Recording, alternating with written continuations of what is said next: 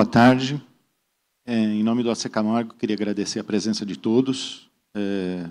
Hoje acho que a gente vai ter oportunidade aqui de conversar sobre um assunto extremamente importante, que é a sustentabilidade do mercado de saúde, em particular do mercado de oncologia, né? A gente vem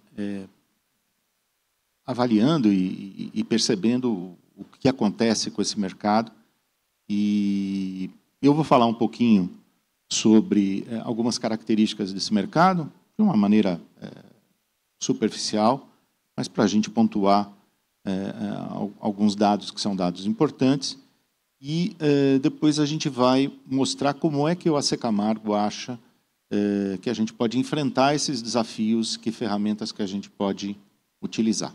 Tá? O que eu estimulo a todos é que realmente a gente vai ter um tempo para perguntas, que vocês interajam, porque o conhecimento está todo entre nós e a gente vai poder, discutindo, aumentar o nosso arsenal de ferramentas para combater esse desafio aí que a gente tem no futuro. Tá bom?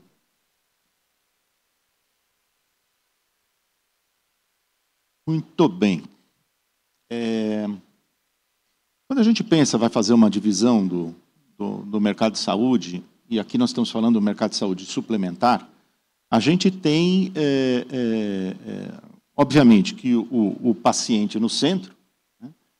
Mas a gente tem uma série de atores aí, que são atores que mobilizam esse mercado. Nós temos os prestadores, nós temos os médicos, que muitas vezes acionam os prestadores, nós temos os planos de saúde, e a gente tem interferências importantes também, como, por exemplo, junto com os prestadores, nós temos a indústria farmacêutica, indústria de materiais.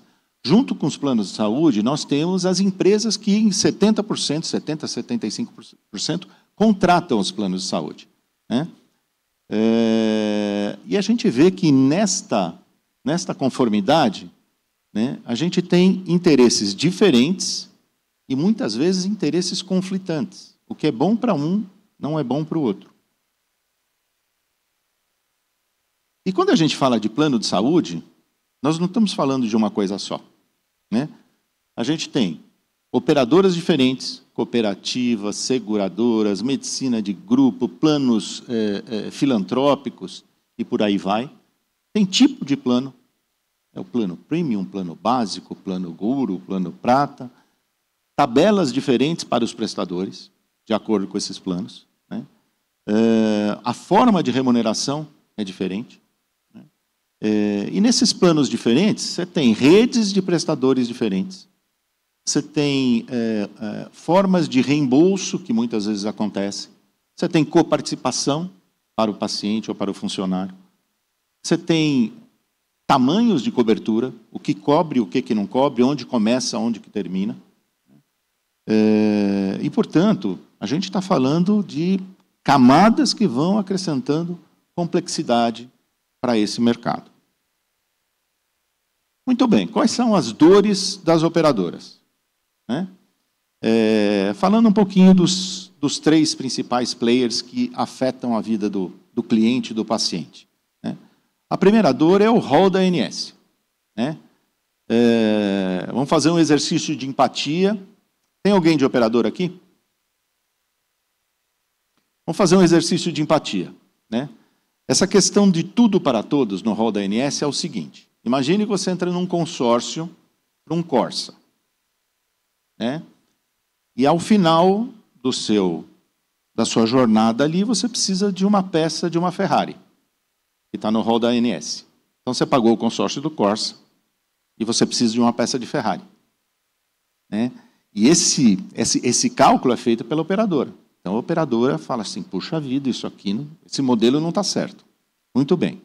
A outra coisa é que eles fazem um cálculo atuarial para definir o quanto eles vão cobrar daquela empresa por aquele tipo de vida, por aquela distribuição demográfica, por aquela distribuição de risco, ou na população geral, enfim, uma população num determinado local, com determinada idade. Só que o que a gente vê é que a previsibilidade não contempla uma das coisas que a gente vai falar, que é a utilização acima do que seria necessário, né? Quando a gente vê o que está acontecendo com a lucratividade das operadoras, elas que viveram uma vida controlada durante um certo tempo, nesses últimos anos aí estão ficando com prejuízo operacional, e aí elas têm estrelado bastante. Quais são as dores dos prestadores? Bom, os reajustes são abaixo do IPCA. E os nossos custos, eu estou numa instituição que é prestadora de serviço, os nossos custos, em geral, acompanham o IPCA. É muito difícil que você consiga passar, na média, integralmente o IPCA, né? O poder de barganha é desproporcional. Você tem algumas glosas que são glosas lineares, você tem tabelas que são colocadas de cima para baixo, muitas coisas não tem discussão, ou é assim ou tem descredenciamento. E a hora que você vai negociar com as grandes operadoras, a maioria, quase integralidade dos prestadores, não tem o poder de barganha para ter uma negociação que seja uma negociação homogênea. Você tem baixa regulação a respeito daquilo que eu falei. Glosas, inadimplência. O que acontece quando você tem uma glosa que é injustificada? Você recursa, né? Então fiz lá um procedimento e veio lá uma causa e não está contratado. Aí você leva o contrato e fala, mas está aqui no contrato. Muito bem, eles têm 30 dias para receber, mais 60 dias para analisar e, portanto, você ficou sem receber o pagamento 90 dias. Dependendo do tamanho, é um dinheiro muito grande, e fala, olha, eu te pago à vista, te pago agora, 90 dias depois. Mas eu preciso de 20% de desconto, 30% de desconto. E você tem o poder do descredenciamento. Se você não... E não é baseado em qualidade, né? Na grande maioria das vezes. Não é porque você não cumpriu regras estabelecidas de nível de serviço. É de acordo com movimentos, muitas vezes, comerciais. Quais são as dores dos pacientes? Qualidade, né? Não sei se a gente consegue ter a percepção que o serviço de saúde tem melhorado de qualidade. Ele tem até melhorado de instrumental, mas de qualidade, isso tem repercutido em melhoria de desfecho, né? A gente não mede. A disponibilidade, né? Quanto tempo você tem a atenção que você precisa agora. Você tem restrições de acesso, as redes são mudadas, são restritas, e você não tem acesso a uma série de recursos que, do ponto de vista do paciente, ele precisaria ter. O preço, né? Por mais que se diga que não, o reajuste não está adequado, para você que vai pagar, para a empresa que vai pagar, ele fala, pelo amor de Deus, né? Eu estou com dificuldade para lidar com isso, né? E você tem uma falta de informação na qualidade da sua rede de prestadores, de médicos, de prestadores. A gente não tem indicadores que me mostram, né, o que é qualidade e onde que está essa qualidade. E aí a gente tem um círculo vicioso. O círculo vicioso é assim, vamos pensar na questão do desenho desse mercado. Ele é fee for service, na grande maioria. O que é fee for service? Você paga pelo consumo. Portanto, quanto mais eu fizer como prestador, mais eu recebo. Ele está premiando potencialmente duas coisas: desperdício e incompetência. Se eu desperdiçar e eu for incompetente, eu ganho mais. É um sistema perverso, né? O modelo de remuneração, principalmente para hospitais, mas para a prestação de serviço que utiliza muito material, ele remunera mal as taxas, os honorários médicos, a atividade realmente que é a atividade fim da saúde, e remunera muito bem medicamentos, quimioterápicos da nossa na nossa área, materiais de cirurgia e assim por diante. De novo, se eu usar bastante material, se eu usar bastante quimioterápico, uma vez que o meu preço do honorário não está adequado, a minha taxa de sala, a minha diária não está adequada, melhor. O estímulo está no lugar errado, a mensagem está no lugar errado. Você tem um modelo de mercado que, por final das contas, né, como a gente viu, ele remunera o consumo, mas ele não remunera a qualidade. Ele não remunera se você presta um bom serviço. Ele não remunera diferente se você economiza. Se você tem uma taxa baixa de reoperação, a sua operação não é remunerada melhor. Mesmo que o custo seja menor. Você remunera a operação. Aquele prestador que tem uma baixa taxa de reoperação, que deveria ser melhor remunerado, ele é remunerado igual ao que tem uma altíssima taxa de reoperação. Tá? Então, tudo isso vai perpetuando um modelo difícil de gerenciar e que vai consumindo valor, não valor para o melhor desfecho, que a gente não mede o desfecho. Né?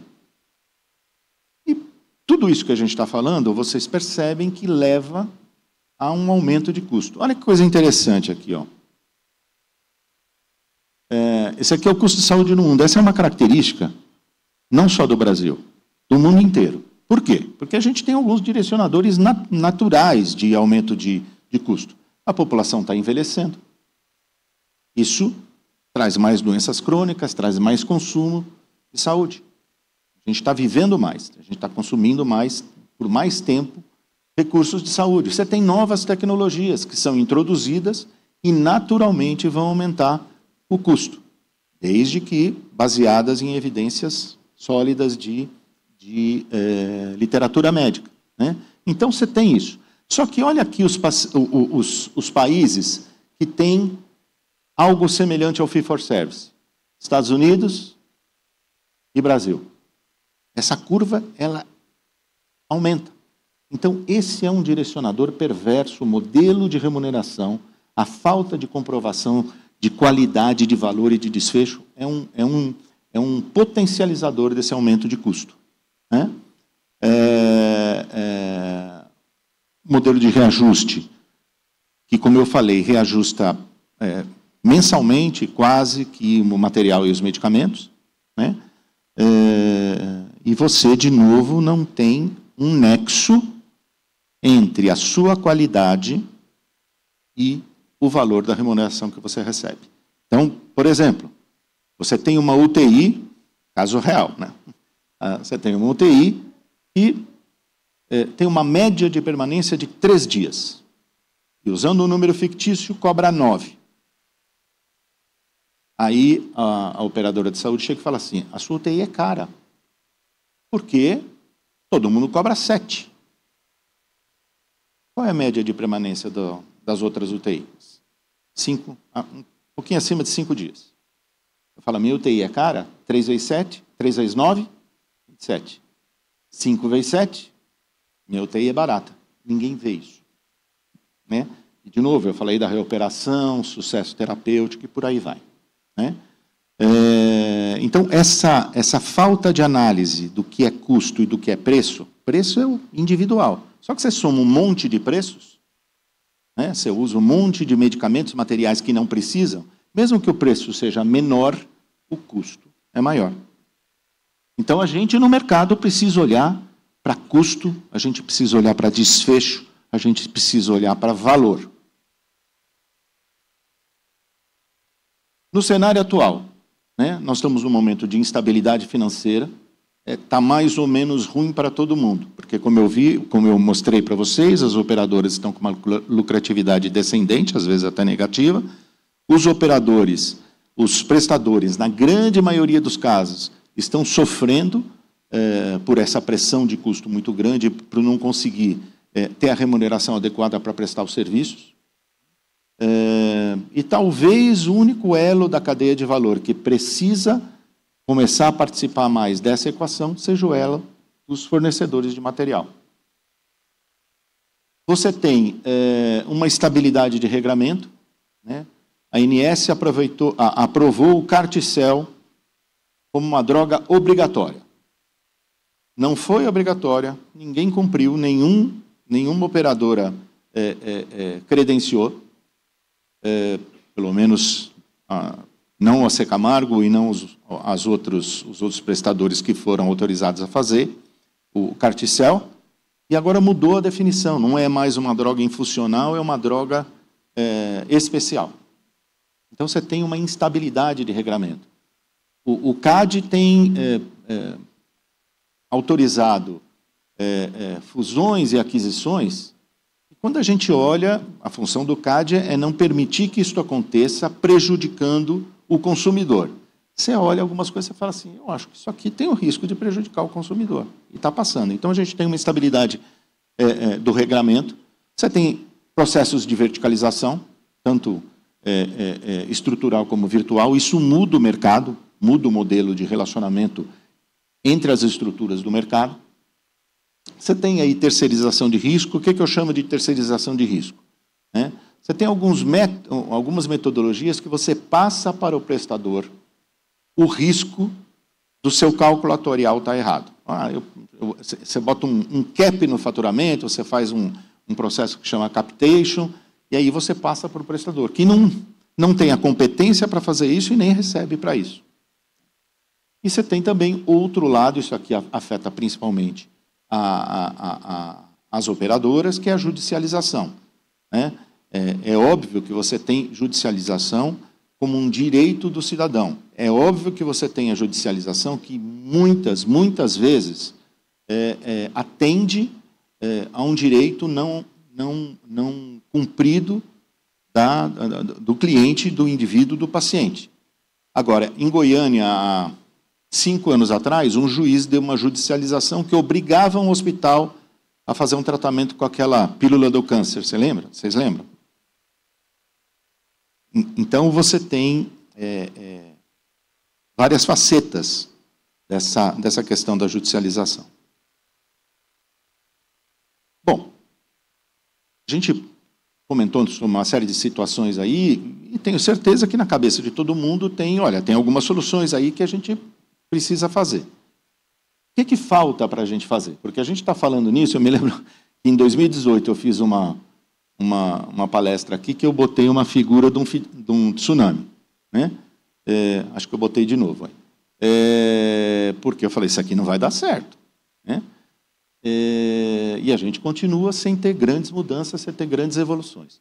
Bom, primeiro é que como a gente viu naquele triângulo ali, você tem interesses conflitantes. O que um quer não é o que o outro quer. Pensando no curto prazo. Muitos dos players desse mercado têm que dar relatórios financeiros trimestrais, têm que dar resposta para acionistas financeiros, tem seus bônus ligados à questão financeira, então ele quer resolver o problema do curto prazo. Se isso vai trazer um problema grande de longo prazo, você acaba não avaliando bem. Você não tem a integração dos elos da cadeia de valor, porque muitas vezes você tem vários coordenadores de uma jornada de um paciente. Eventualmente, vamos pensar em oncologia. Você tem um cirurgião, aí do outro lado você tem um oncologista clínico, aí você tem um laboratório externo, e muitas vezes você não tem integração desses elos. E você precisa ter integração para ter uma jornada, que é uma jornada que faça nexo e que esteja apoiada em conhecimento único. Você não tem sistemas de acompanhamento dessa jornada, e você tem uma desconfiança entre os players, pegando operadores e prestadores, o que você tem de um lado? A operadora ela quer restringir a utilização do paciente, ela quer prejudicar o paciente, ela quer me glosar, ela quer me diminuir o meu ganho, ela quer fazer inadimplência, ela não quer me credenciar. Parte disso é verdade. Do lado da operadora, pensando dos prestadores. Eles estão inchando aqui o consumo, Estão botando todo mundo na UTI. Por que tem mais leito de UTI do que precisa?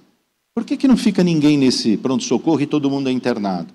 Por que eu tenho quimioterapia realizada em pacientes que estão em final de vida? Também não está de todo errado. E isso gera uma desconfiança muito grande no mercado e os inocentes pagam pelos culpados.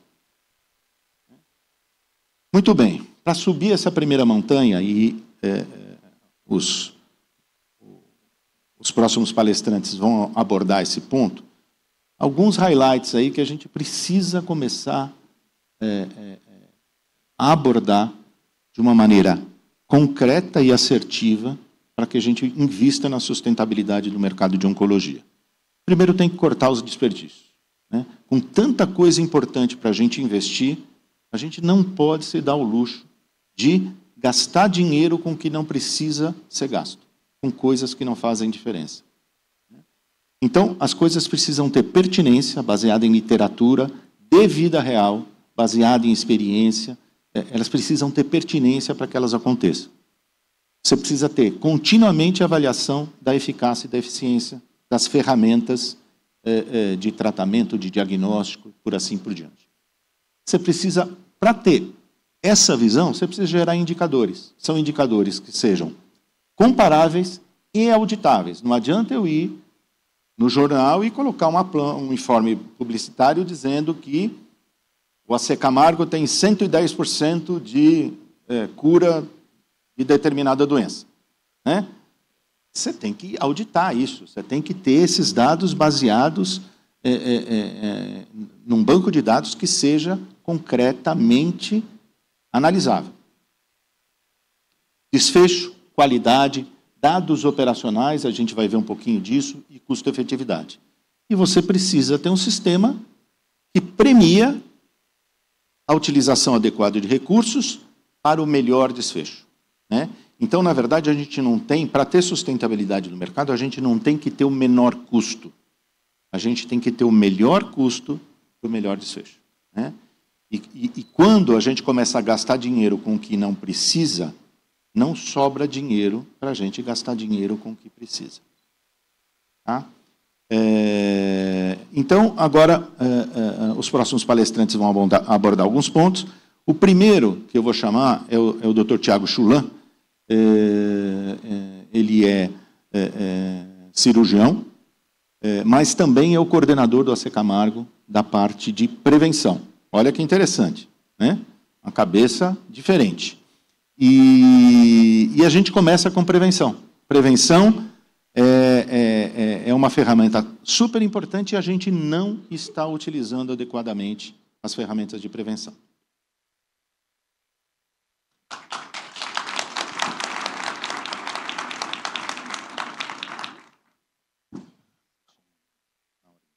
Perfeito. Pessoal, boa tarde. Boa tarde. Primeiramente, agradecer a oportunidade de fazer parte desse time pesado que o AC Camargo trouxe. Honrado aí de fazer parte desse quinteto aí que tanto faz e tanto se engaja aí por uma causa tão nobre. E parabenizar a organização, um evento bastante vivo, onde, de fato, todos os players aqui, não players só prestadores, corretoras, operadoras, pacientes, ONGs, enfim. É uma honra muito grande fazer parte desse evento e parabenizar esse tipo de iniciativa. A gente vai falar de um tema bastante importante, bastante relevante, que, por vezes, é negligenciado no nosso dia a dia. A gente vai falar de algumas coisas que a gente sabe muito ou que a gente acha que sabe e que, na verdade, a gente precisa trabalhar cada vez mais.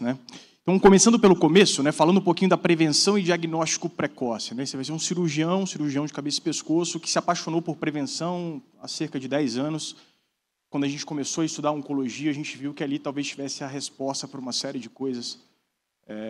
E a gente começa num momento em que o AC Camargo entende que o sistema da oncologia ele precisa se sustentar de alguma forma, o surgimento de novas tecnologias, novos tratamentos, novas medicações, e aí eu acho que os outros palestrantes vão conseguir trazer essa dinâmica para a gente precisa entender um ponto de equilíbrio para que essa conta feche, para que a gente tenha desfechos, tenha eficiência, consiga trazer taxas de sobrevida que façam as pessoas próximas, as pessoas distantes, amigos, eventualmente colegas, familiares, possam estar junto da gente o máximo que a gente puder, né? E para isso a gente precisa fazer coisas que façam sentido, né? Bom, contextualizando um pouquinho essa conversa, a gente está falando que no mundo hoje a gente tem mais ou menos 19 milhões de novos casos de câncer, né? É um número meio assustador, onde 1 a cada 5 pessoas aqui vai desenvolver câncer em algum momento da vida e a gente vai ter mais ou menos 10 milhões de mortos. Foi o que aconteceu em 2020, é o que vem acontecendo ao longo do tempo, e esses números, de fato, fazem a gente parar para refletir o quanto isso muda a nossa vida, né? Quando a gente traz isso para a realidade Brasil, a gente está falando mais ou menos 700 mil novos casos de câncer por ano, né? O que é bastante relevante, impacta homens, impacta mulheres. A gente tem um perfil específico de prevalência de tumores, né? Onde a gente tem mama, próstata, tumores coloretais e uma série de outros tumores que vêm afligindo a nossa população, cada um com seu impacto social e nas nossas famílias, né? E aí o que é interessante, né? O interessante é que é muito fácil a gente prever que o principal fator de risco que a gente tem na nossa sociedade é a idade, né? Então, quanto mais a gente quer viver, eu acho que todo mundo aqui quer viver muito, mais chance a gente tem, então, de desenvolver algum tipo de neoplasia ao longo da vida, né? E a nossa pirâmide, que tinha uma cinturinha bonitinha lá em 2010, vai ficando meio quadrada à medida que o tempo vai passando, né? De forma que em 2060 a gente está imaginando que a gente tenha quase um retângulo, né? Ou seja, quase 50% da população vai ter mais de 50 anos, né? Isso é um dado bastante importante para que a gente entenda a importância das medidas que devem ser tomadas hoje, né? Mas o que é esse negócio, né? Esse negócio que todo mundo se junta para um evento como esse, para tentar entender como é que a gente transforma isso em algo que faça sentido e que seja sustentável, né? Então, o tumor é como um Big Bang, né? Descrito no livro ali de Eduardo Bueno, No Sonho de Carmen, ali, um ponto mínimo, uma célula, que de uma forma inesperada, num momento inoportuno, começa a expandir desenfreadamente, sem respeitar absolutamente nada que está ao redor, né? E impacta de forma tão importante a vida das pessoas que estão ao nosso lado e, às vezes, a nossa vida, né? Porque a gente sempre acha que vai acontecer com alguém do lado e nunca acha que vai acontecer com a gente, né? Agora, qual a importância real disso, né? Ao longo do tempo, pessoal? Se a gente não fizer nada, né, a gente está observando aí um aumento, né, que entre 2020 e 2040, mais ou menos 66% do número de novos casos de câncer e 81% das mortes por câncer no Brasil. Quando a gente para pensar no impacto social, isso acho que todo mundo já teve alguém aqui do lado que viveu isso, né? Quando a gente para pensar um pouco do que o Wilson está falando, e os outros colegas vão mencionar, o impacto financeiro do sistema, a gente está falando que o governo federal gastou 3,5 bilhões de reais com assistência oncológica em 2018, e se a gente não fizer nada, em 2040 a gente está imaginando que ele vai gastar 8 bilhões de reais, né? É um número bastante expressivo, né? Mas a gente sabe que, além desse impacto econômico, existe um impacto muito maior, que é o impacto das pessoas, o impacto no trabalho, o impacto no macro e microsistema em que essa pessoa está inserida. Então, é um impacto bastante relevante, né? A gente sabe que o câncer, de uma forma geral, não tem uma causa única. A gente sabe que idade, sim, é muito relevante, mas existem as causas externas, né, os erros aleatórios do nosso sistema genético, que é muito complexo, e que os fatores genéticos aí vão influenciar em mais ou menos 10% dos tumores, né? Mas 40% a 50%, então, de novo, 40% a 50% dos tumores, eles são ocasionados por causas externas, ou seja, a gente pode interferir nessa cadeia em algum momento. Então, talvez a chave disso tudo esteja na prevenção, mas uma prevenção que a gente vai discutir alguns pontos, algumas nuances, porque isso até aqui é muito intuitivo, né? A gente sabe que prevenção impacta financeiramente, impacta em sobrevida, impacta de uma série de formas que são enxergadas pelo mundo inteiro, né? Quando a gente para pegar um Snapchat ali da Europa, está todo mundo olhando que medidas de prevenção vão fazer com que a gente tenha alguma resposta em algum momento. A gente não sabe se é a prevenção da forma como a gente faz hoje, se é a prevenção da forma como a gente vai fazer amanhã. Mas a gente sabe que diagnosticar tumores numa fase inicial talvez seja a resposta do que a gente está buscando. Porque isso aumenta a chance de a gente estar vivo e reduz custo, diminui complexidade, diminui o tempo de absenteísmo, reinsere pessoas de uma forma mais precoce, enfim, a gente impacta de forma mais importante nesse público, né? A gente está falando que 3% do budget de saúde da Europa é alocado em prevenção e medidas de prevenção. né? Eles entendendo que, obviamente, 4 a cada 10 europeus ali vão desenvolver para que a gente não tenha um impacto ali financeiro de 100 bilhões anuais no continente europeu, né? Bom, impacta em sobrevida, e acho que os dados que a gente tem aqui, eu acho que são até intuitivos, né? Muita gente sabe que quanto mais avançada a doença, pior a nossa chance, né? Independente da cor, independente do gênero, se a doença é avançada, a gente vai ter menos chance, pessoal.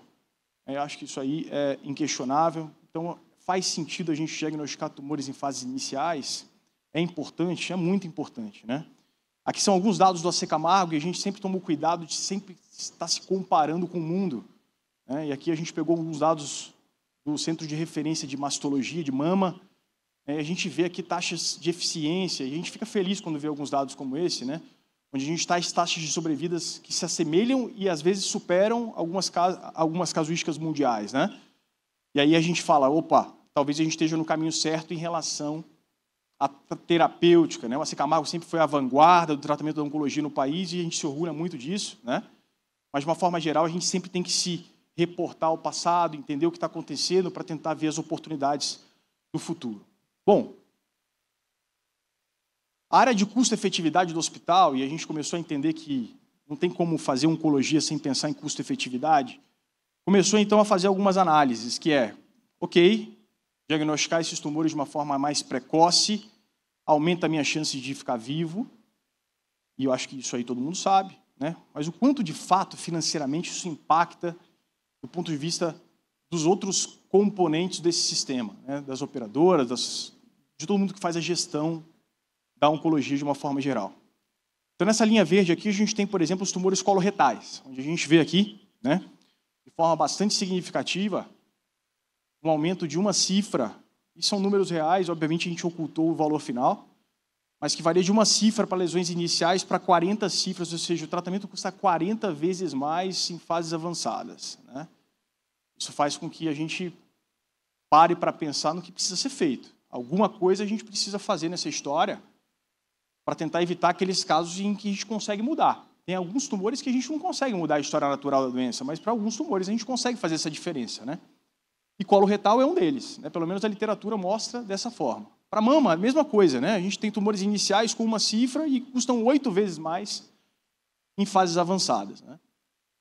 Então é fácil e intuitivo aqui, de uma forma objetiva, entender que faz sentido a gente pensar em remar nessa direção, né? Aqui a gente tem um outro quadro mostrando exatamente, né, botando um microscópio em cima dos tumores coloretais e mostrando quanto custa mais à medida que a gente vai acrescentando terapias, né? Aqui eu não entrei no detalhe de que terapia vai ser realizada, mas, de qualquer forma, a gente entende que custa muito mais, impacta muito mais na reinserção social. Esse paciente ele vai ter, além dos custos relacionados ao tratamento, os custos indiretos relacionados a procurar emergência, eventualmente dor, sangramento, angústia. Tudo isso vai fazer com que ele procure mais vezes o pronto-socorro ou, eventualmente, se ausente mais do ambiente onde ele está inserido, né? Então, o impacto financeiro, eu acho que ele é inquestionável dentro desse ecossistema. E, vendo isso, eu acho que todo mundo está se mobilizando em direção a isso, né? Isso aqui é algumas notas da ANAP dizendo que, poxa, eu acho que as empresas estão apostando aí que a prevenção possa ser algo importante. De fato, as empresas, de uma forma geral, algumas operadoras têm investido muito nisso. Mas a taxa de adesão das pessoas a esse tipo de programa gira na ordem de 15%. Então, de um programa de prevenção e de medidas de estímulo à saúde, a gente tem 15% de adesão das pessoas em iniciativas como essa. Ou seja, a gente começa a levantar aqui uma bola que poxa, né, a gente sabe que o segredo talvez esteja na prevenção, mas a gente não compra essa ideia, né? A gente, de fato, não veste essa camisa. Apesar de a gente conhecer os números e da importância disso, a gente acaba não tomando as medidas que devem ser tomadas, né? Muito bem. Onde a gente está e para onde a gente vai? Bom, prevenção hoje, pessoal, ela é feita através de ciência, né? Como tudo na medicina, a gente precisa de dados que suportem tomadas de decisão, né? E a gente hoje tem uma meta-análise muito recente que mostra para a gente que talvez tudo que a gente faça não acrescente tanto assim da forma como a gente faz hoje. Obviamente, a gente não sabe se esses dados foram analisados de forma adequada, tem muita crítica, mas, de uma forma geral, é alguma coisa que faz a gente parar para pensar, né? 2 milhões de pessoas analisadas. E a gente só teve impacto dentre os programas de rastreamento classicamente utilizados dos programas de sigmoidoscopia. Quer dizer, poxa, cadê aquela história de mamografia, história de PSA, de colonoscopia, né? E a gente para ver o que eventualmente pode estar errado nessa história toda e que tipo de estratégia a gente tem que pegar. Então, aí um cara chamado... Esse negócio está ruim mesmo aqui, viu, pessoal? Opa! Eric Topol. Esse cara é um dos maiores nomes da medicina americana. Ele começou a falar, poxa, o que a gente pode fazer para tentar melhorar o rastreamento e as estratégias de rastreamento em câncer, né? Ele começou a falar, será que o que a gente usa hoje dá certo mesmo? Tendo em vista que a gente começa a ter evidência que talvez o caminho não seja esse. Ele começa a discutir alguns grupos que estão fazendo uma espécie de análise estatística baseada em dados antropométricos, demográficos, de hábitos, né? Implementando inteligência artificial, fazendo biópsias mais simples, ou seja, coletar o sangue e falar assim, olha, você vai ter mais risco de ter câncer de estômago, de pâncreas e de... Seria lindo, né? E de fato, a gente tem caminhado para isso, porque a medicina translacional tem avançado muito nisso, né? Óbvio, há um custo, né, que a gente vai entender, que eventualmente, talvez hoje, nesse momento, para grandes populações não funcione tão bem, mas talvez para nível de indivíduo funcione. Mas veja, para onde a gente está indo? Quer dizer, mesmo no ambiente de prevenção, a gente está aumentando muito a complexidade das estratégias. Isso tem custo, claro, né? Será que isso é sustentável ao longo do tempo, né? Essas são respostas que a gente ainda não tem, né?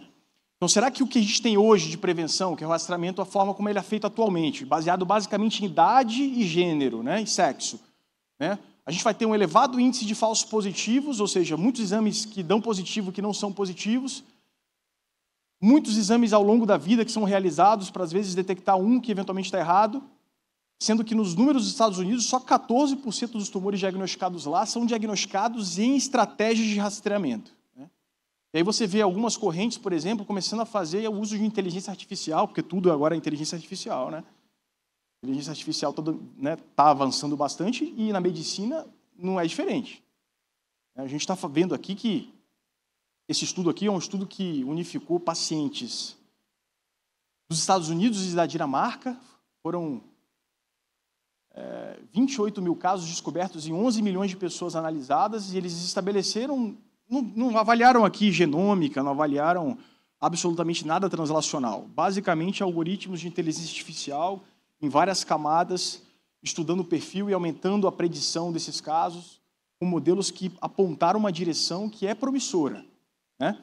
Então, parece que a gente tem uma luz aí que é um pouquinho diferente do que tem sido feito habitualmente, que é ir lá e biopsiar o tecido, né? A medicina tradicional. A gente tem caminhado, talvez, para caminhos que mostrem para a gente que para determinado paciente a gente tem que estudar o tipo de tumor X, Y, Z, porque esse ser aqui, baseado num emaranhado de camadas de dados, aumentam então a predição, né, através de modelos muito sofisticados de estatística, né, daquele paciente ter um tumor coloretal, um tumor de próstata, por exemplo, no homem, ou um tumor de cérebro, tumor de fígado numa mulher. Quer dizer, a gente caminha para coisas bastante promissoras ao longo do tempo e que, de fato, vem avançando bastante, né? E não diferente disso, a gente tem avançado em microbioma, genoma, metilação, aí a medicina translacional pesada que tem, de fato, apontado que a gente tem que olhar talvez para o indivíduo e não para grandes populações, né?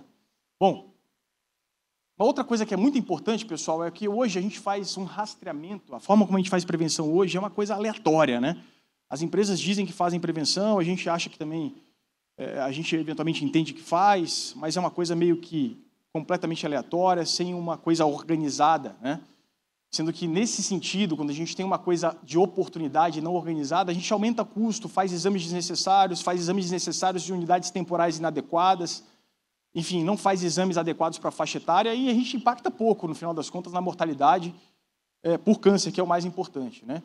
Vislumbrando disso, a gente nunca, né, apesar de tudo isso estar acontecendo, inteligência artificial, estatística, eventualmente genômica, medicina translacional, a Camargo sempre vai precisar entender para onde a medicina está indo, para onde a gente está caminhando, porque a gente tem que caminhar com a ciência, mas sem esquecer as premissas básicas de reduzir mortalidade, ser custo efetivo, aumentar a sobrevida e reduzir custo, né? Essa é a premissa básica de qualquer estratégia de prevenção, é para lá que a gente tem que remar, independente de qual caminho seja, né? É dessa forma que a nossa estratégia hoje, ela é obviamente centrada no paciente, numa jornada integrada, numa jornada coerente, numa jornada eficiente, que vocês vão ver que o pessoal aqui tenta fazer mágica, entregar resultado, ou seja, melhorar taxas de sobrevida, as custas de um custo acessível, um custo honesto, um custo que faça sentido, mas sempre iniciando e não esquecendo da prevenção.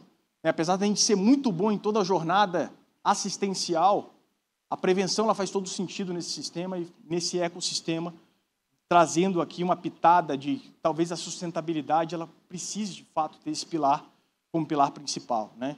Então, precisa ter coerência, né? Precisa ter um sistema de navegação, um sistema de vigilância dessa população, que incentive essa população a engajar, porque, como a gente viu lá, 15% só das pessoas se interessam por medidas uniformes de prevenção, né? Então, a gente tem que fazer prevenção, mas uma prevenção organizada, uma prevenção vigiada e que faça as pessoas entenderem o real sentido disso, né? Acho que era isso que eu tinha para falar. Vai convidar agora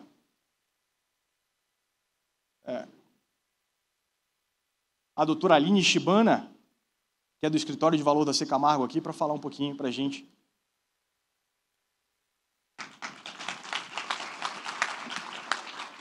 Obrigada, Chulan. Vou colocar aqui também meu timer para não estourar. Aqui. Boa tarde, pessoal. Tá bom. Meu nome é Aline Shibana, eu sou anestesiologista de formação, gerente do Escritório de Valor do AC Camargo. E aí, vamos falar, então, de valor em oncologia. Existe uma máxima que a gente fala que saúde não tem preço, mas tem custo. E é por isso que a gente está discutindo esse painel inteiro. Porque quando eu olho esse tema, valor em oncologia, este é o caminho, não deveria ser uma pergunta, e sim uma afirmação. Porque esse é o caminho. Não existe outro caminho a não ser entregar valor para o paciente. Porque nós não estaríamos discutindo tudo isso se o recurso não fosse finito, que é o dinheiro. Se a gente tivesse um recurso infinito, não precisaria ter essa sessão. Não estaria preocupada com o desafio do mercado da saúde. Então, quer dizer que a solução é injetar mais dinheiro no mercado de saúde? E aí a gente vai ter melhores desfechos? Não é bem assim.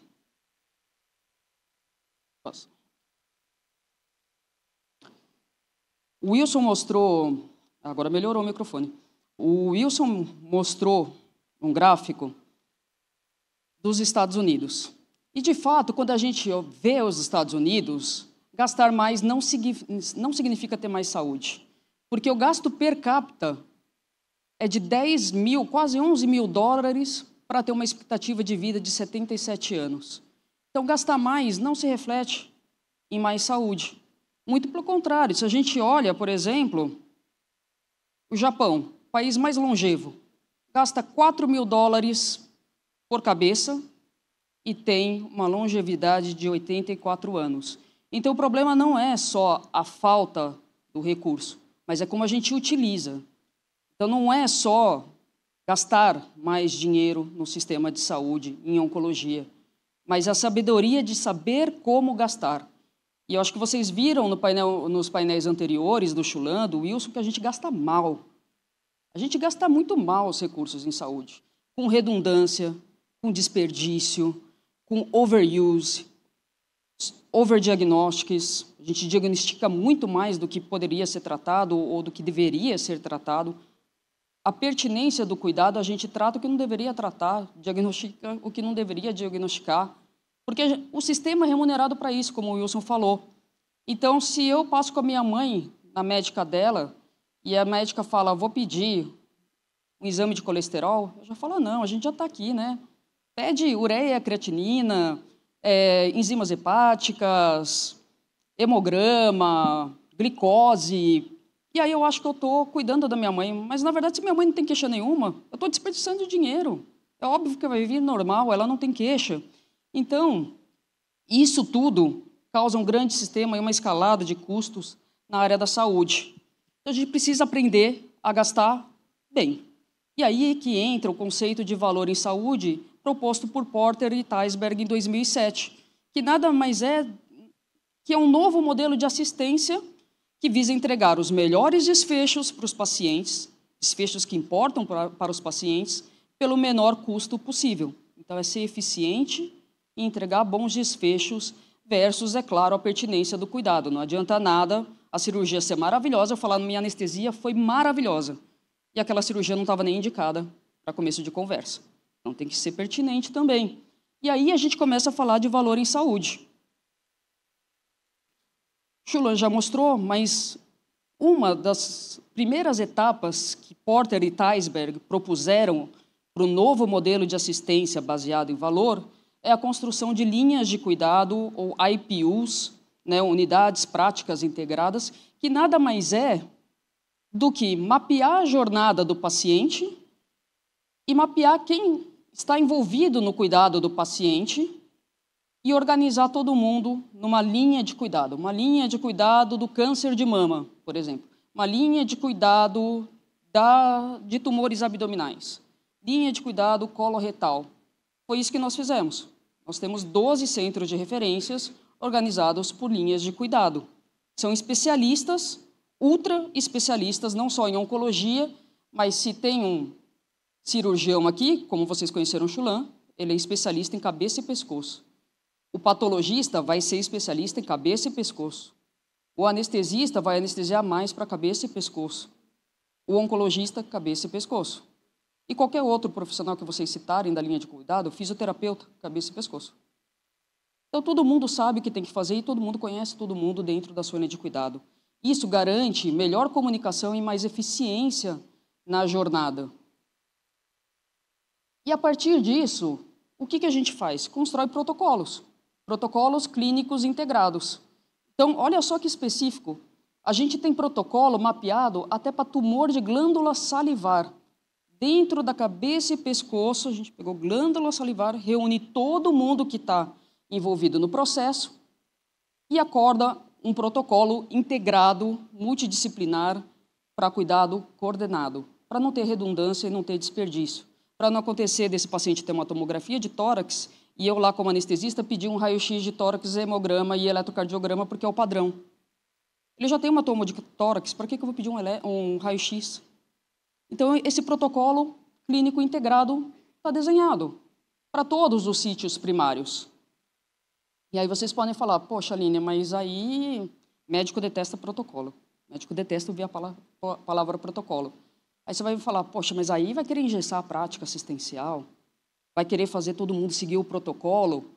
E a personalização do cuidado, cada paciente é único, mas a gente precisa protocolizar o cuidado, porque existe dois tipos de variabilidade. Existe a variabilidade nociva e a que é aceitável, porque os pacientes, de fato, são diferentes. Então, quando a gente pensa numa variabilidade nociva, o que a gente tem de dados do mundo, vejam só, 36 vezes variação na taxa de complicação após cirurgias de catarata na Suécia. É aceitável isso de desfecho? Você saber que se você escolher um hospital, você vai ter um desfecho, se você for em outro, tem um desfecho 36 vezes pior? 18 vezes a variação na taxa de reoperação após cirurgia de quadril nos hospitais alemães. E a gente está falando aqui de Alemanha, Suécia, Estados Unidos, Holanda. São países de primeiro mundo. E ainda assim a gente encontra uma variabilidade. Então, quando a gente fala de criar um protocolo clínico único, integrado, multidisciplinar, coordenado, é para a gente sair dessa variabilidade que é nociva e permitir uma variabilidade que é aceitável, porque a gente entende que cada paciente pode ser diferente e que cada profissional, de repente, eu posso escolher, aquela paciente é diabética, eu vou querer ver o diabetes dela também, então eu vou pedir exames a mais. O outro paciente infartou, então eu vou fazer um risco cardiovascular desse paciente. Não dá para ser tudo 100% engessado, mas existe uma variabilidade que é aceitável e outra não. Então é com isso que a gente está trabalhando. Mas e os pacientes que saem do protocolo? O que acontece com eles? Porque existem pacientes que são muito complexos e vocês não contemplaram que ele poderia aparecer para o tratamento no AC Camargo. Os pacientes que fogem do protocolo, a gente discute no Tumor Board, que são reuniões semanais com toda a equipe envolvida no tratamento daquele sítio primário, daquele tipo de câncer. E nessa reunião do Tumor Board, a gente discute a conduta, qual que vai ser a melhor conduta para aquele paciente. Então, vejam só, ao invés de um médico, dentro do seu consultório, ele decidir sozinho um caso que é extremamente complexo, que foge do protocolo, ele vai falar, poxa, eu acho que para ele vai ser melhor a quimioterapia, porque eu sou oncologista. Para mim vai ser melhor a cirurgia, porque eu sou cirurgião. Para mim vai ser melhor a radioterapia, porque eu sou radioterapeuta. Você só sabe martelar, tudo é martelo, né? Então, será que é a decisão mais acertada? A gente não sabe. Por que a gente não leva numa reunião multidisciplinar com todos os especialistas da área, e aí entra imagem, patologia, navegação, os enfermeiros navegadores, entra cirurgião, enfim, todo mundo relacionado no cuidado, oncologista, radioterapeuta, e faz uma decisão colegiada do que é melhor. Porque às vezes o cirurgião vai falar, minha proposta inicial é uma cirurgia. E o anestesista que estiver participando daquele tumor board vai falar, ele não aguenta uma anestesia. Ele vai morrer. Ah, então vamos para uma químio. Ah, mas a químio ele já está na terceira linha, não vai dar. E aí a gente vai discutindo qual que é a melhor terapia para ele, que vai dar mais qualidade de vida, que vai dar mais chance de realizar um tratamento. E aí o que a gente tem? Que o Tumor Board no AC Camargo começou em 2016 e a gente já discutiu mais de 11.500 casos. São 15 núcleos de discussão, na maioria acontecem reuniões semanais para discutir os casos que são complexos. E quando o médico que está ali no consultório tem a dúvida e abre o formulário do Tumor Board, ele coloca qual que seria a proposta dele, da cabeça dele. Ele fala, eu, se fosse tomar decisão sozinho, indicaria cirurgia, por exemplo. E depois, quando tem a discussão, preenche um outro formulário que fala qual que é a decisão colegiada entre todos os especialistas. E vejam só, em mais da metade dos casos discutidos do Tumor Board, teve alteração da conduta em relação à proposta inicial. Então, graças a Deus que esse paciente foi para Tumor Board. Porque se em mais da metade dos casos alterou a conduta, aquele médico dentro do consultório provavelmente não teria tomado a decisão mais acertada.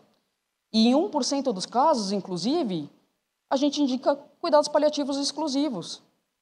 Porque esse paciente já passou por tantos tratamentos que o melhor que a gente pode oferecer para ele é uma qualidade de vida, funcionalidade. Então, existem casos que a gente também indica cuidados paliativos. E o grupo de paliativos, eles participam das discussões do Tumor Board também. E como é que a gente ganha eficiência na jornada? Bom, a gente tem um protocolo clínico desenhado, certo? Quem é que navega esse paciente e garante que esse paciente vai seguir a jornada inteira? Os enfermeiros navegadores. Então, a gente começou com o serviço de navegação em 2017 e depois na fase de segmento em 2021. Já são mais de 10.000 pacientes navegados. A gente tem 17 enfermeiros navegadores, todos especialistas em oncologia, todos os enfermeiros especialistas em oncologia, e mais de 1.500 pacientes em monitoramento remoto no programa de segmento. Depois do tratamento, a gente acompanha também. E esses enfermeiros navegadores que olham para a jornada e navegam esse paciente. Isso daqui é um estudo que a gente publicou, que a gente analisou a jornada do paciente coloretal e podem observar aqui que o paciente não navegado, que é o que está em verde, e o navegado em amarelo, no começo da jornada, entre 60 até o dia da cirurgia, o dia anterior da cirurgia, o navegado ele vai ter uma receita 33% maior do que o não navegado. Por quê?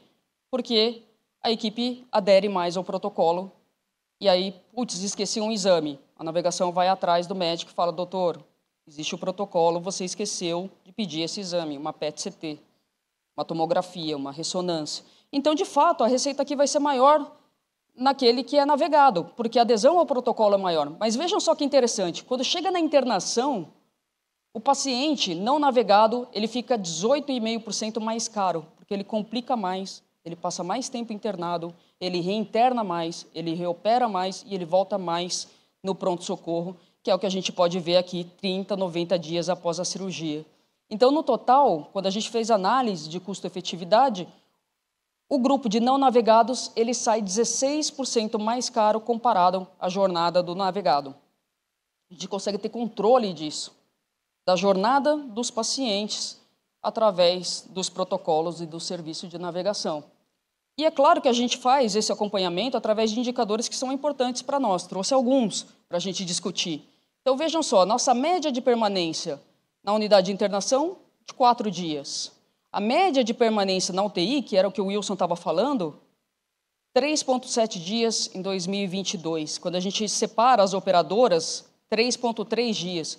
Isso daqui, gente, é menor do que a média da Associação Nacional dos Hospitais Privados. E a gente trata câncer, só câncer.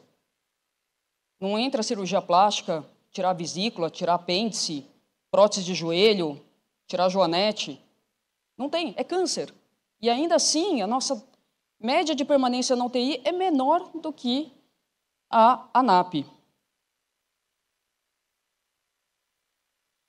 E aí, mais uma vez, o trabalho dos cuidados paliativos. Taxa de quimioterapia administrada nos últimos 14 dias de vida, 1%. 30 dias de vida, 1,4%. É muito baixo. Mas isso graças aos cuidados paliativos e o protocolo de fase final de vida. A gente não quer impor mais sofrimento para um paciente que já está em cuidados paliativos. Para que a gente vai fazer uma quimioterapia? Para que vai levar para uma cirurgia se ele já está na fase final de vida? Taxa de extravasamento de QT, 0,1, e eventos adversos, 1%, numa população de quase 30 mil por mês. E a gente consegue destrinchar isso por centro de referência, pelo sítio tumoral e por estadiamento. E a gente consegue enxergar, inclusive, por operadora, como é que cada um se comporta, porque as operadoras são diferentes. Então, a gente consegue ver isso. E olha que interessante, quando a gente pega mama e gineco, que existem muitas campanhas massivas de prevenção no Brasil, a gente vê um perfil de paciente chegando com estadiamento menor. Aqui, ó, ginecológicos, 44% no estadio 0, 34% estadio 1. Mas vejam só, pulmão e tórax, câncer de pulmão. Metade dos pacientes chegam no AC Camargo no estadio 4. Pacientes tabagistas poderiam fazer o rastreamento, mas chegam com estadio 4 da doença no AC Camargo. Então, a gente consegue ter toda essa visão no nosso painel de eficiência. E eu estou falando, é claro, de eficiência, eu estou falando do denominador daquela equação, estou falando de custo. Porque o estadio 4 vai custar muito mais do que o 1. Mas aí você vai falar, tá, Aline, agora vamos falar de desfecho. Tudo isso que vocês fazem resulta em melhores desfechos? Senão a gente não fecha a conta de valor em oncologia, certo? Sim. Então, como o Chulan mostrou, a nossa sobrevida, pegando mama aqui, em 5 anos, 2010, 2012, veja só o estadio 4, que interessante. Desse período de 2000 e 2004, pulou de 20% para 40% a taxa de sobrevida. Ela dobrou nesses períodos. E um estudo mais recente, que foi lançado esse ano, se eu consigo passar aqui, que está meio difícil. Conseguem passar aí para mim, por favor? Acho que agora morreu de vez isso aqui. Obrigada. A gente lançou um estudo mais recente que chama Observatório do Câncer, que são análise de 100 mil pacientes. É uma análise robusta, 100 mil pacientes tratados no AC Camargo entre 2000 e 2020, também mostrando a evolução de sobrevida no AC Camargo. Convido a todos a pegar o QR Code e dar uma olhada nesse estudo, que ele é muito interessante. Mas existe também um outro problema que eu também não contei para vocês. Quando a gente fala de câncer, o problema de focar apenas em sobrevida, vejam só, aqui nós temos Alemanha, aqui nós temos Suécia e aqui nós temos Martini Clinic, que é uma clínica alemã que só trata câncer de próstata. Então, sobrevida em 5 anos para câncer de próstata inicial. 94%, 95%. Teoricamente, estatisticamente falando, tanto faz eu levar meu avô para um, para outro, certo? Mas o problema da gente focar apenas em sobrevida é que a gente oculta variações e desfechos que são importantes para o paciente, que é justamente o que eu estava falando da equação de valor. Vejam só, quando a gente leva em consideração incontinência urinária pós-prostatectomia, 1 ano após, e disfunção erétil, fica muito claro que a Martini Clinic é muito superior, mas muito superior do que esses dois países. Então, se a gente olha apenas sobrevida em câncer, a gente não está vendo como a gente devolve esse paciente com câncer para a sociedade. Existem outros desfechos que importam para o paciente. E foi pensando nisso que a gente montou a estrutura do escritório de valor, que, na verdade, abrange em 5 áreas. Vocês podem passar mais um? Isso. O escritório de valor responde diretamente para o diretor médico e contempla as áreas de prevenção, navegação e segmento, custo-efetividade, que faz as contas da jornada, reabilitação e cuidados paliativos, desfecho clínico e tumor board. Entendem agora qual que é a lógica da construção desse escritório de valor? Assim a gente consegue abranger toda a jornada do paciente e, de fato, ver se a gente fecha a conta de valor. E dentro do escritório de valor, a gente monitora, de fato, os desfechos e aplica ciclos de melhoria contínua, tanto no protocolo de recuperação precoce para pacientes cirúrgicos, que a gente leva a um cuidado multidisciplinar, são protocolos pré, pós, intra e pós-operatórios, visando reduzir complicação, tempo de permanência hospitalar, reinternação, reoperação e visita ao PS. Isso resulta em menor absenteísmo, mais tempo em casa com a família, mais tempo de qualidade, menos tempo no hospital.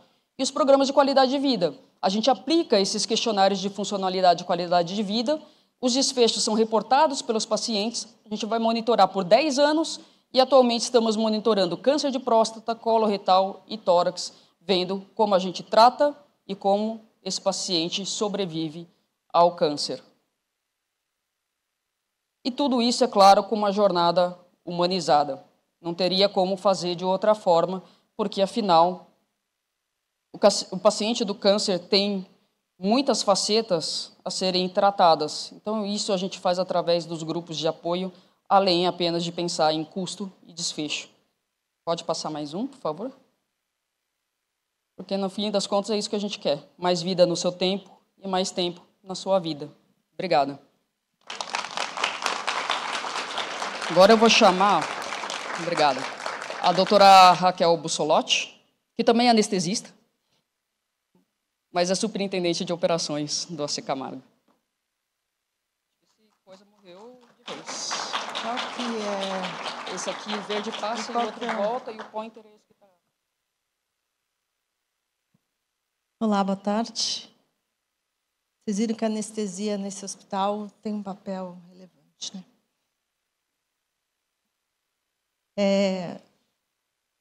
Fica fácil. Meu nome é Raquel, sou diretora de operações, já fui anestesista, e aí a gente traz anestesistas para fazer parte dessa jornada. Sem ser oncologista, mas com uma vivência importante dentro do hospital e entendendo como é que a gente trata o câncer. Fica mais fácil, depois de falar dos colegas, para a gente ver como é que a gente consegue organizar a incorporação de tecnologia diante de tudo que a gente contou aqui. O conceito de Cancer Center, que a Aline explicou muito bem, baseado em 3 pilares importantes, que é a assistência, ensino e pesquisa, uma abordagem multidisciplinar, integrada, hiperespecialistas, atenção em todas as etapas da jornada, com medicina baseada em evidência e custo-efetividade. Isso é a fonte, a base e o futuro para a gente criar as melhores práticas e chegar na melhor governança e a melhor decisão possível da incorporação de tecnologias. Então, tudo que Aline, Chulan e Wilson falaram, a expertise, a integração, o fato de ter 12 centros de referência completamente integrados, são pessoas que fazem aquilo o tempo inteiro, em alto volume, estudam, pesquisam, ensinam e praticam, suportados, como a Aline falou, por complexidades e casos que extrapolam o que está dentro do protocolo é que vai dar o embasamento para a gente tomar as melhores decisões diante de um mercado tão desafiador. E como é que a gente faz isso com essas pessoas? Um corpo clínico fechado. Então, não sei se vocês sabem, o fato da gente ter um corpo clínico fechado, com grupos de especialistas, com uma dedicação importante para os 3 pilares que eu citei, leva a gente a tomar as melhores decisões, está altamente atualizado a respeito das práticas, e não só corpo clínico médico, mas uma atuação importante do grupo multidisciplinar, fazendo com que a gente consiga realmente estar sempre atualizado e sempre apoiado pela pesquisa e pelo ensino. Então, aqui, em vez de um círculo vicioso, como o Wilson falou, é um círculo virtuoso. Então, é o aprendizado, a pesquisa e a assistência, apoiando o outro e trazendo os benefícios de cada um dos pilares.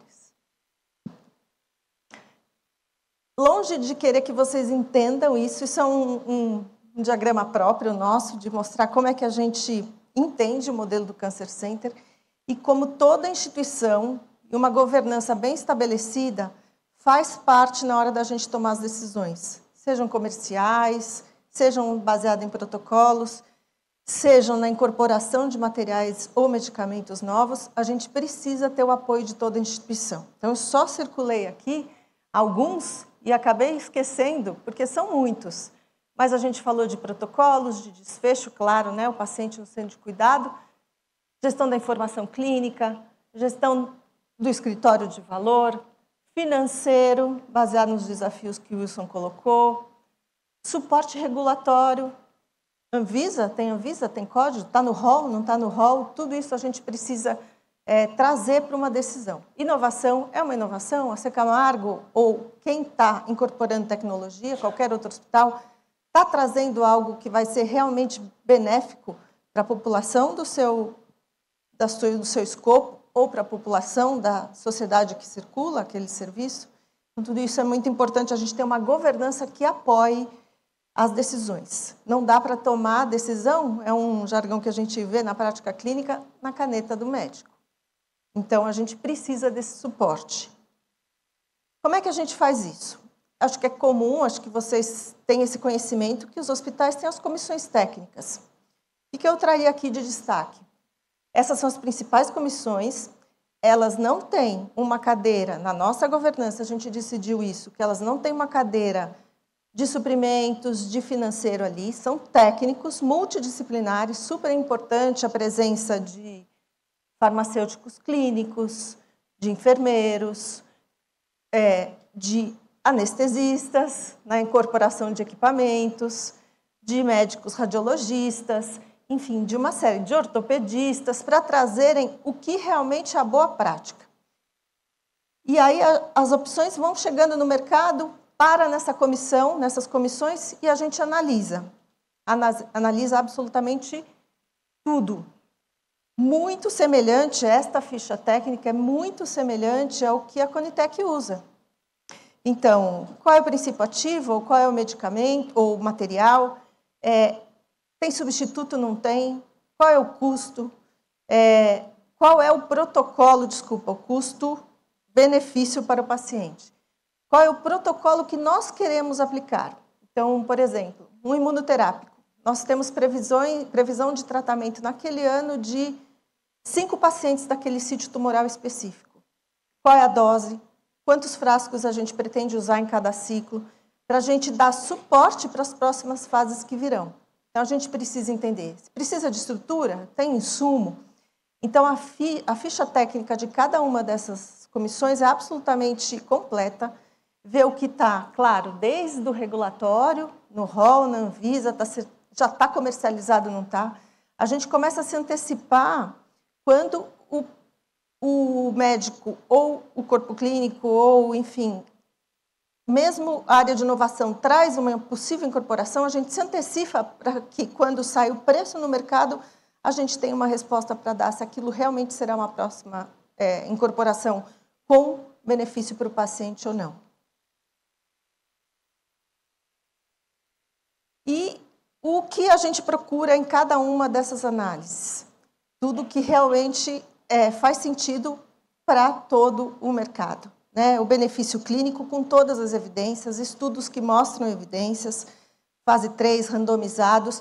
Isso também é muito próximo do que a Conitec faz. A gente criou um grupo multidisciplinar para fazer essas análises. Os protocolos, as introduções serem baseadas naqueles protocolos que a equipe já falou, que todos os profissionais se reuniram e revisam constantemente de cada um daqueles sítios tumorais, daqueles centros de referência. Avaliar o custo-efetividade, com apoio de um escritório dedicado para isso, e avaliar ali no limite. Aquela incorporação vai trazer uma sobrevida de 2 meses ou 2 anos? Eu sei que eu estou falando de extremos aqui, mas faz diferença. A gente precisa devolver essa pergunta para o grupo técnico depois, o grupo médico que propôs, o que a gente traz, não só de sobrevida, mas de qualidade de vida, que é o que a Aline comentou. O que a gente está trazendo para esses pacientes?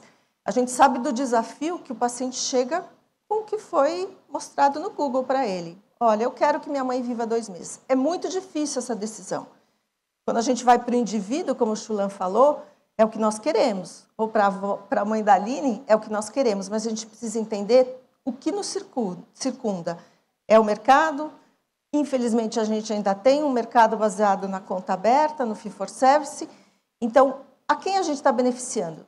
No fim do dia, é ruim para todos se a gente incorporar uma tecnologia, uma medicação, que não vai trazer um benefício efetivo para o paciente com alto custo. Esse é o pior dos cenários.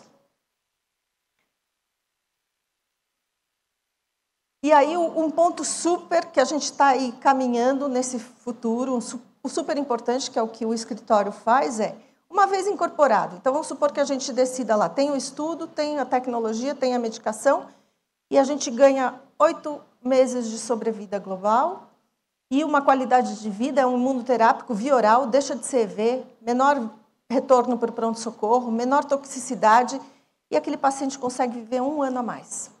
Aí a gente precisa acompanhar depois. Será que está vivendo mesmo? É isso mesmo? Os estudos mostraram. Mas e na nossa população? AC Camargo? E na nossa população São Paulo? Isso está sendo efetivo para a gente tomar, eventualmente, outras decisões? Para migrar para modelos de contrato com a farma, um risk sharing, por exemplo? Para a gente caminhar junto às farmas, se é isso mesmo que a gente está vendo na prática. A gente está fazendo o protocolo adequado? Então, a gente revê o tempo inteiro aquilo que a gente incorporou. Então, chega no limiar da decisão, falar, ok, nós vamos introduzir, mas em 6 meses a gente tem que revisar o que está acontecendo com esses pacientes.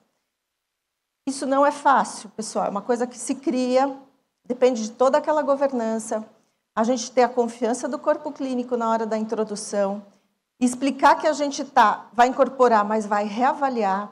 Então, é uma integração muito importante entre o corpo diretivo, a governança clínica, o corpo médico, para a gente conseguir ver sentido naquilo que a gente está fazendo.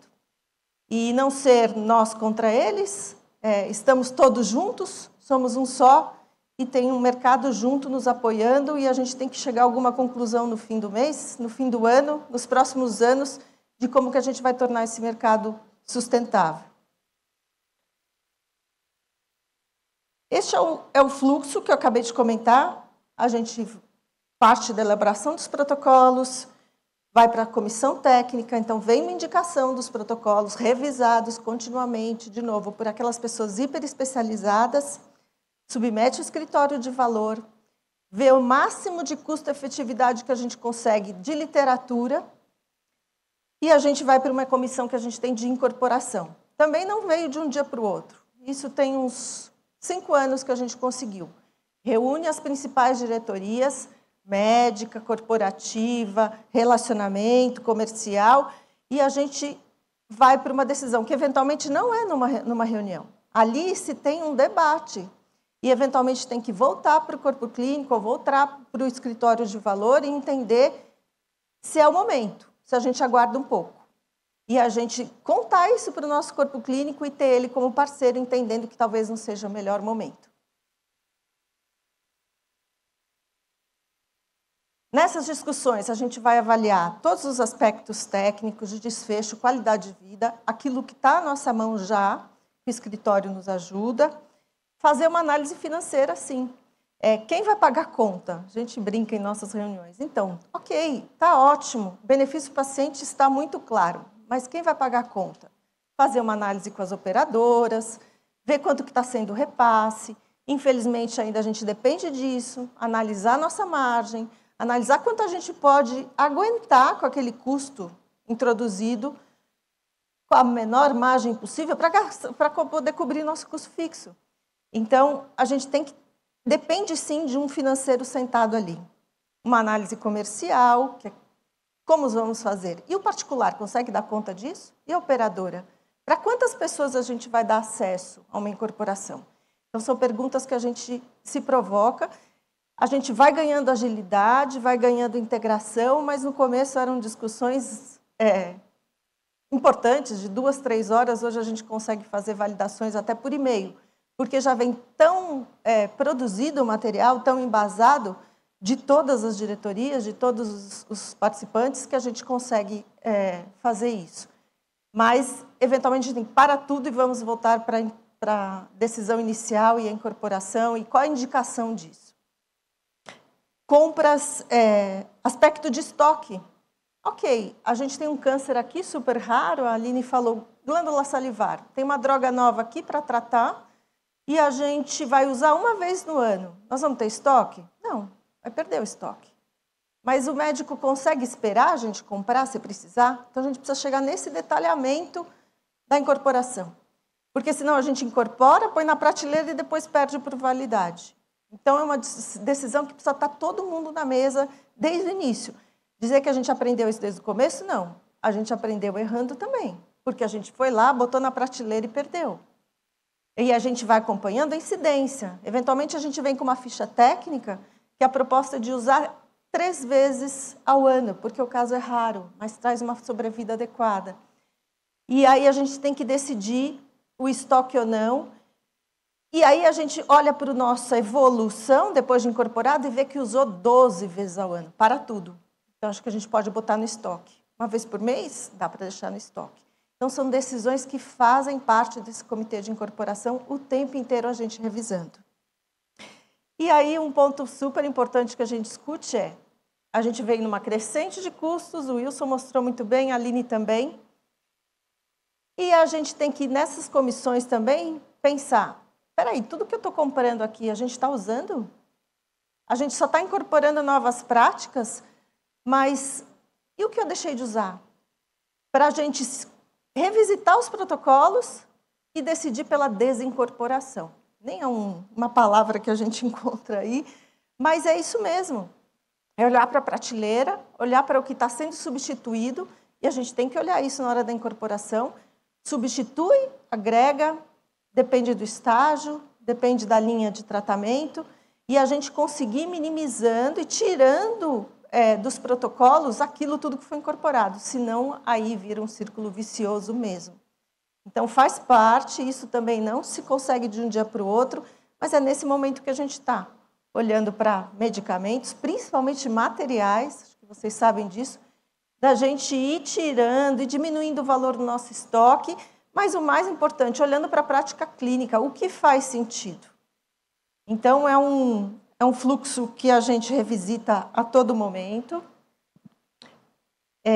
Eu queria dar uma ideia da governança que a gente tem a respeito do assunto e que se constrói. E se constrói com muita integração, com apoio de toda a instituição e com expertise clínica dentro de um Cancer Center.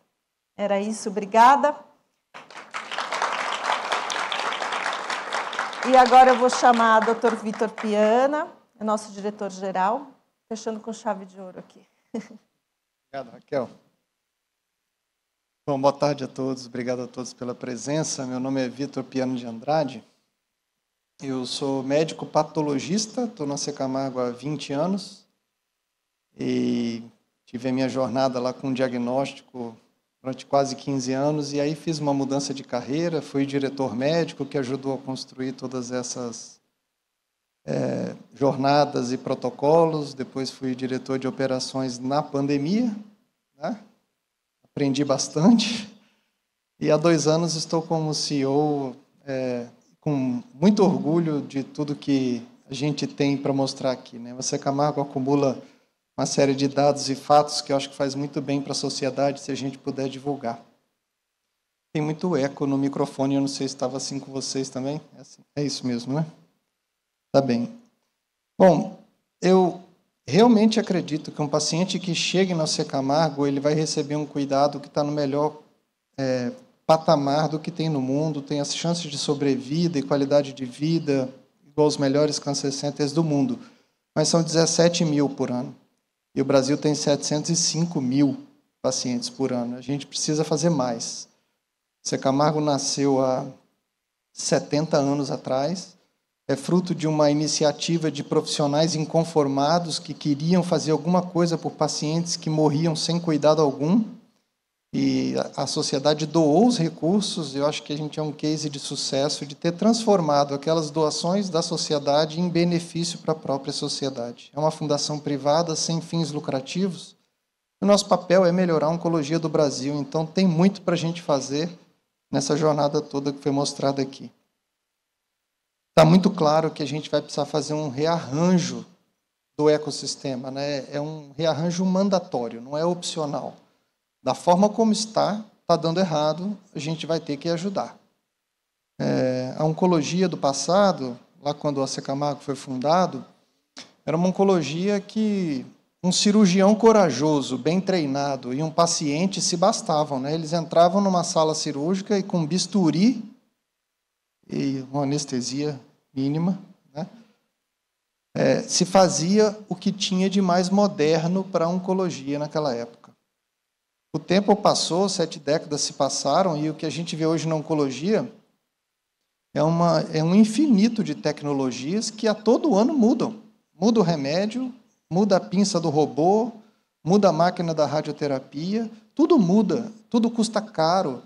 E o médico que antes, tudo que não estava ali no limite do consultório dele, ele chamava de burocracia, que me atrapalha a cuidar do meu paciente, né? Agora ele já entendeu que se ele não se alinhar com a gestão da instituição onde ele trabalha, ele não vai conseguir exercer a excelência técnica dele.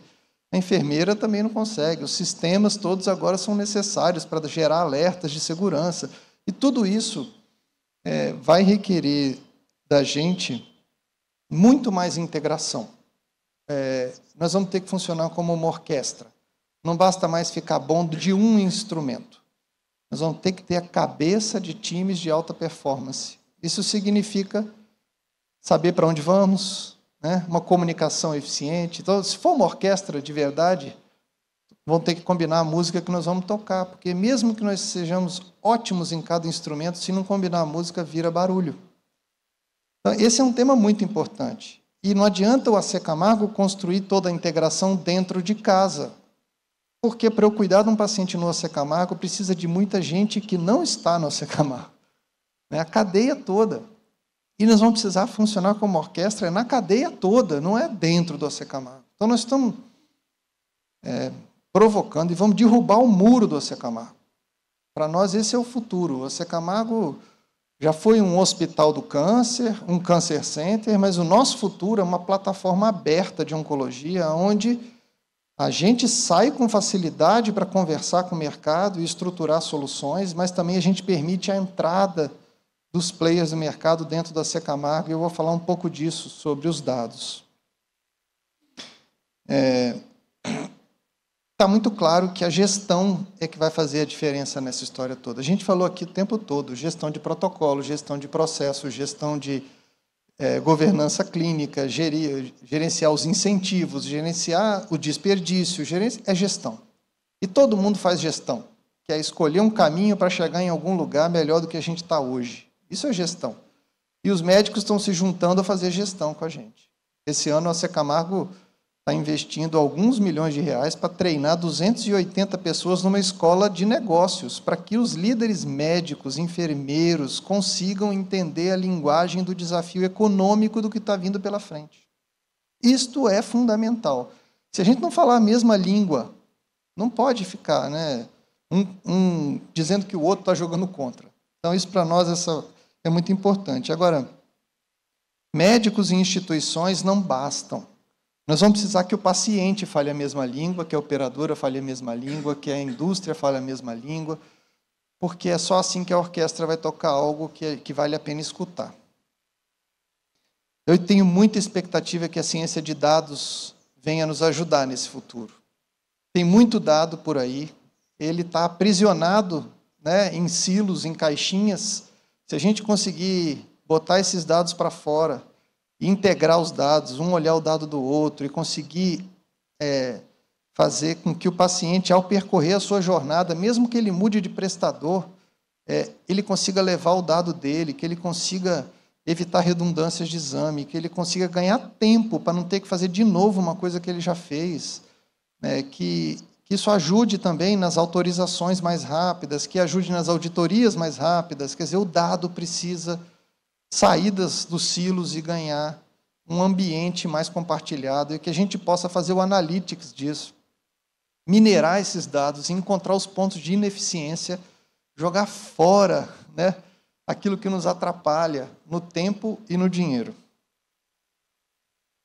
O Tiago comentou aqui que a gente já sabe muito de prevenção, tem protocolo no mundo inteiro, todo mundo sabe o que tem que fazer, mas não faz, né? Não acontece. Por que não acontece? E mesmo com empresas que querem fazer, às vezes o colaborador da empresa não faz, 15% só atende ao chamamento da empresa para fazer prevenção. Ou então está claro, né? O paciente vai ter que aprender. Ele vai ter que se sentir parte do jogo, ele vai ter que ser o protagonista da saúde oncológica dele. Saúde oncológica é o termo que a gente usa no AC Camargo porque fala até de quem não tem câncer, mas também de quem tem câncer ou já passou pelo câncer, ele tem um tema que chama saúde oncológica. Tem que cuidar do bem-estar e da habilidade física e mental, pré-câncer, durante o tratamento e pós-tratamento. Se o paciente não for o protagonista da saúde dele, muito do que a gente está organizando não vai funcionar. Então, segurança, ele tem que compreender. Esse é o mês da segurança do paciente e o tema da OMS, by the way, é o engajamento do paciente na sua própria segurança, né? Ele vai ter que entender a jornada dele, o benefício de cuidar de diabetes fazendo mais prevenção do que indo no pronto-socorro. Isso tudo é um tema fundamental, o letramento, né, de todo mundo na cadeia. O AC Camargo é profundo no câncer e a gente olha, às vezes, para aqueles que nos encostam e a gente vê que é muito superficial o conhecimento de oncologia da maioria dos players. E a gente está louco para ajudar o pessoal a aumentar o entendimento. Muito bem. Nós temos 70 anos, eu já falei, uma fundação privada, sem fins lucrativos, e acumulamos isso tudo. Nossa estratégia agora, a partir de dezembro de 22, que foi aprovada no Conselho, é uma estratégia onde a gente vai abrir os muros da instituição. O AC Camargo pretende, em diversos projetos estratégicos, se relacionar mais profundamente com o ecossistema todo, né? Então, eu vou dar um exemplo. Na área do ensino, a gente costumava ensinar praticamente para quem está lá dentro do AC Camargo, os residentes, os pós-graduandos, tem uma escola de oncologia lá tradicional, a gente forma muita gente todo ano, mas a pessoa vinha até nós. E vocês devem estar vendo, muitos prestadores estão abrindo escola, né, a faculdade de medicina e tudo. O AC Camargo não vai abrir uma faculdade de medicina, mas a gente gostaria de ajudar a melhorar a disciplina de oncologia de todas. A gente tem muito a ensinar para graduação, para pós-graduação ou para a vida toda dos profissionais. Mas a gente não tem alcance, o AC Camargo não chega em todos os estados do Brasil. Então, nós vamos fazer parceria. E vamos levar o nosso conhecimento em combinação com plataformas de ensino para todo o Brasil. Na inovação, a mesma coisa. Nós estamos criando um hub de inovação aberta, estamos atraindo startups, tem um prêmio do AC Camargo de inovação, e nós estamos permitindo que essas startups utilizem o nosso conhecimento, nossa estrutura e tudo, para criar soluções que a oncologia precisa dentro do AC Camargo. Na assistência também, a gente está fazendo parceria com instituições por vários locais. Temos já 3 contratos assinados, onde a gente dá suporte à melhoria da oncologia daqueles parceiros, né, para melhorar lá. Não precisa todo paciente conseguir chegar no Camargo para ser tratado. A gente quer que ele seja bem tratado em todos os lugares. E a gente vai apoiar o desenvolvimento da oncologia de vários lugares. Bom, e para terminar, então, esse convite, né? O Camargo está disposto e convida a todos a essa participação coletiva. Vamos criar uma inteligência coletiva para resolver os temas que a gente tem. A gente precisa sair do egossistema para um ecossistema, certo? A gente vive muito em silos, não nos conversamos.